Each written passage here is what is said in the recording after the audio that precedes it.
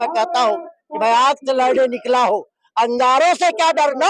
और कांग्रेसी हो तो कांग्रेसियों को सरकारों से दफ्तर भी तुम्हारी है, सरकार तुम्हारा है। तुम झूठ को सच लिख दो, अखबार तुम्हारा। बघेल का किसी भी आम कार्यकर्ताओं के ऊपर यदि जाति होगी, उनके ऊपर अत्याचार होगा, तो कांग्रेस का एक एक कार्यकर्ता सड़क उतर कर विरोध करेगा।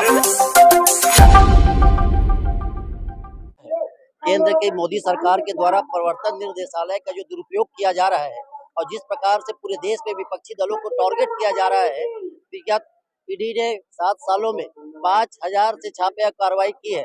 उसमें 5 भी कार्रवाई भारतीय जनता पार्टी के पदाधिकारी, उनके नेताओं या उनके सहयोगियों दलों पर नहीं किया गया है। तो सबसे बड़ा सवाल उत्पन्न ये होता है, इस देश में ईमानदारी का तमगा और 24 कैरेट ईमानदार क्या भारतीय जनता पार्टी के लोग ही हैं, और सारा भ्रष्टाचार का विपक्षी दल कर रहे हैं जो इनके साथ हैं।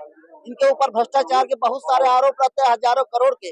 माननीय अजित पवार जी, हेमंत बिस्व शर्मा जी, जब वो इनके साथ सरकार में आ जाते हैं तो वो पाप साफ हो जाते हैं। और जो विपक्षी दल रहते हैं, यदि वो इनके लोक जन कल्याणकारी विरोधी नीतियों का विरोध करते हैं तो उनके ऊपर ईडी का दुरुपयोग करते हैं। उसके तत्वाधान में, उसके विरोध में छत्तीसगढ़ प्रदेश कांग्रेस कमेटी के निर्देश पर यह आर्थिक नाकेबंदी किया गया था, जिसको पूरा व्यापक रूप से सफल रहा, 100% सफल रहा, पूरे प्रदेश में सफल रहा है।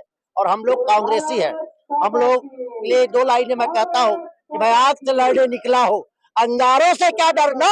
और कांग्रेसी हो तो कांग्रेसियों को सरकारों से क्या डरना, कोई कांग्रेस सरकारों से नहीं डरता। भूपेश बघेल अपने पुत्र के मुंह में पूरी कांग्रेस को सड़क पर ठोक दिए। भूपेश बघेल कांग्रेस पार्टी के राष्ट्रीय महासचिव है। भूपेश बघेल के ऊपर कोई टाडा रासुका नहीं लगा हुआ था। भूपेश बघेल छत्तीसगढ़ प्रदेश के पूर्व अध्यक्ष और पूर्व मुख्यमंत्री है। और यदि भूपेश बघेल का किसी भी आम कार्यकर्ताओं के ऊपर यदि जाति होगी, उनके ऊपर अत्याचार होगा, तो कांग्रेस का एक एक कार्यकर्ता सड़क उतर कर विरोध करेगा। तो कांग्रेस कार्यकर्ता करेगा। कांग्रेस की जो अनुमति प्रदान की गई वो वर्तमान कांग्रेस सरकार के द्वारा ही दी गई। कांग्रेस कभी भी आधुनिकीकरण और विकास की विरोधी नहीं रही है। कांग्रेस ने कम समय सीमा में बिजली उत्पादन के लिए उनको परमिशन दिया था। कांग्रेस ने 300 गांव उजाड़ने के लिए और करोड़ों जंगल काटने के लिए, करोड़ पेड़ उखाड़ने के लिए नहीं कहा था। कांग्रेस ने नहीं कहा था कि महंगाई बढ़ा दो। कांग्रेस ने नहीं कहा था तो रेलवे प्लेटफॉर्म अडानी को बेच दो। कांग्रेस ने नहीं कहा था कि जो कांग्रेस के नेताओं ने, महात्मा गांधी, सरदार पटेल, नेहरू जी ने, जो सुभाष चंद्र बोस, लोगों ने जान की कीमत पर आजादी लाया और देश को अब एक मजबूत बनाया, उसका एक एक पुर्जा बेच दो, ये कांग्रेस ने नहीं कहा था। एक चल भाई, बात ऐसी है कि लश्कर भी तुम्हारी है, सरकार तुम्हारा है।